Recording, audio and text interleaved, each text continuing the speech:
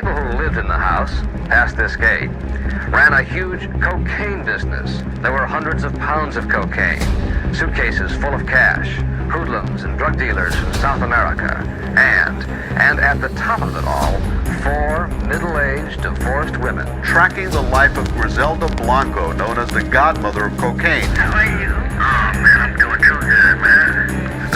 How's Michael doing? Why are you visiting Colombia now? I got something to give you a Michael, too. She is dead, gunned down by a motorcycle-riding assassin as she stepped out of a butcher shop in Medellin, Colombia. But this cocaine god. Griselda Blanco was born in Colombia on February 15, 1943. She is said to have started committing crimes at a pretty young age and wasn't raised in a home with much money. Some reports claim that when she was just 11 years old, she helped kidnap a boy and shot him to death when his family refused to pay ransom. She was accused of being a thief, and she was accused of being a prostitute as well.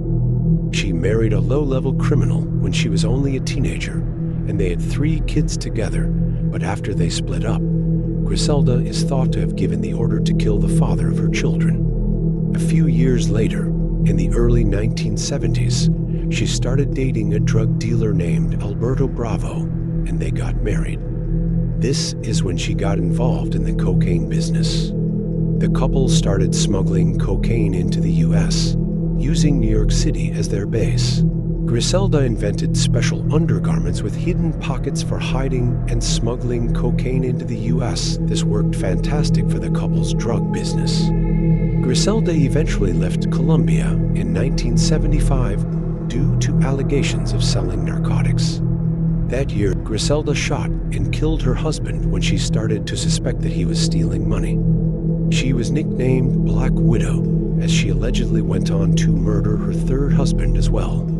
Griselda moved to Miami in the late 1970s and established herself as the godmother of cocaine. She was brutal and destroyed anyone that got in her way. This became known as the Cocaine Cowboy Wars. She was reported to have her gunmen ride on motorcycles to carry out many murders on her orders. So many of these killings, including a shootout at a shopping mall in 1979, took place out in the open. Griselda rose to the top and became known as one of the richest drug traffickers in the world. She allegedly made almost $80 million a month by smuggling more than 3 tons of cocaine into the U.S. every year. Griselda accepted her criminal identity and even named one of her sons, Michael Corleone, in honor of a mobster from the Godfather film series. She lived a luxurious lifestyle and hosted lavish parties. In 1984, Griselda fled across the country to California.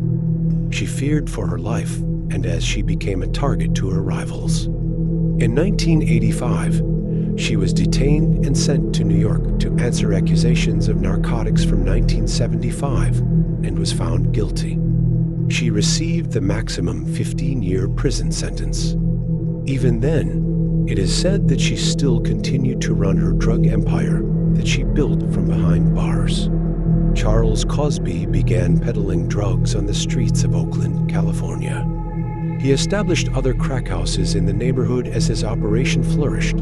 Cosby claims that he first learned about Blanco following her 1985 arrest in Irvine, California, and conviction for plotting to bring cocaine into the country. When Blanco was still incarcerated in California in 1991, Cosby wrote her a letter, and they started talking.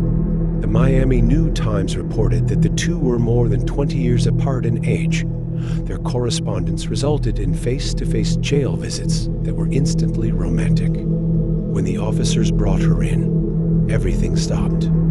She commanded the attention of the entire room. She was beautiful. She immediately embraced me and stuck her tongue in my mouth. Cosby claimed that while Blanco was incarcerated, her drug operations continued unabated, and he joined her in business.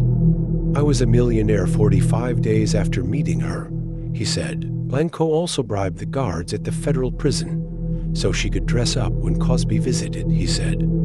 In the 300 times I saw her, she was never in prison attire, always in designer clothing. Cosby also said that Blanco paid the guards $1,500 for access to a back room where they had sex for around 15 or 20 minutes. About a year into the relationship, she tried to have me killed, he said.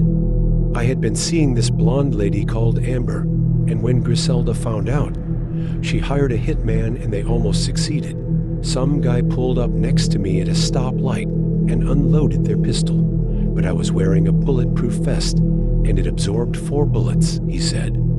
Cosby said that the next time he visited Blanco, she choked him and confronted him about his infidelity.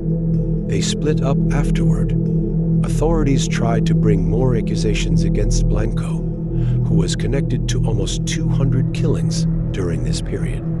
In 1994, Blanco faced charges of 3 murders, one of which was the fatal shooting of a former enforcer's 2-year-old boy who was shot dead after an unsuccessful attempt on his father's life, following the agreement of Jorge Ayala, one of her hitmen, to testify against her.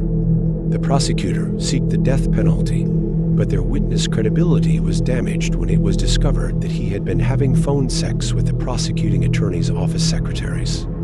In 1998, Griselda entered a guilty plea in exchange for a shortened term. Only 6 years later, Griselda was a free woman and deported back to Colombia.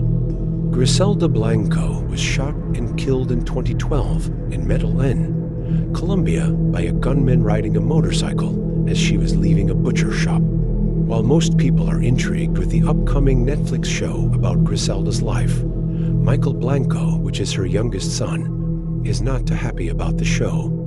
He went on to say, I feel that the story, our story, my family's story, the Blanco family's universe, it's so complex and so legendary it should be shown respect when it comes to storytelling.